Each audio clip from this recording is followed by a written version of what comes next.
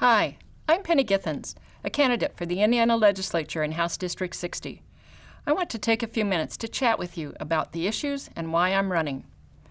I grew up in Richmond, Indiana, and I'm proud of my Hoosier heritage.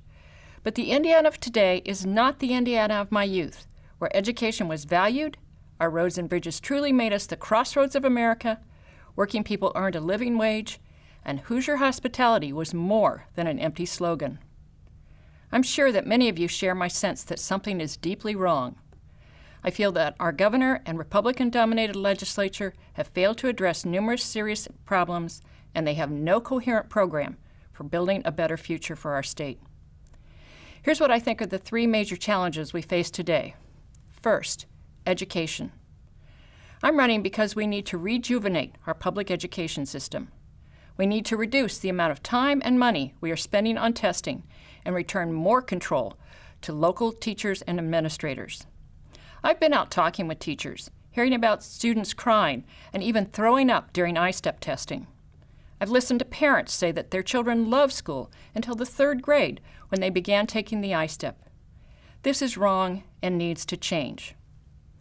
As a former educator, I'm tired of the way the legislature has been scapegoating our teachers. If we want student achievement to rise, we need to address what happens to kids outside of the classroom, require kindergarten for all students, and offer quality pre-K programs. I've been endorsed by both the Indiana State Teachers Association and the American Federation of Teachers of Indiana. On the other hand, the Indiana Coalition for Public Education has given my opponent an F for her education votes. I strongly support public education, while my opponent supports vouchers and charter schools. So when it comes to education, there is a clear difference between the two of us. Next, infrastructure. I'm running because we need to repair and rebuild Indiana's crumbling infrastructure system, especially our roads and bridges. Think about what's happening with Section 5 of I-69. Are you happy with the problems we have witnessed? Are you happy with sitting in traffic as you travel north and south on this stretch of Route 37, knowing it won't be completed for at least another year? Well, I'm not. In addition to the I-69 debacle, the Federal Highway Administration says over 1,700 bridges in our state are structurally deficient, yet the Republican legislature has failed to address the problem in a sustainable manner. Beyond that, we need to develop a plan for providing broadband to rural Hoosiers, and we need to upgrade our ports, airports, and water treatment and sewer systems. Finally, the economy. I'm running because Hoosiers need an economy that allows them to earn a living wage.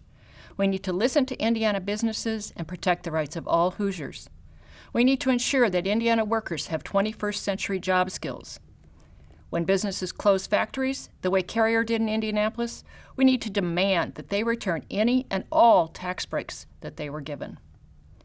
And if we rebuild our infrastructure, instead of needlessly building our state's surplus, we can provide many living wage jobs and stimulate our economy.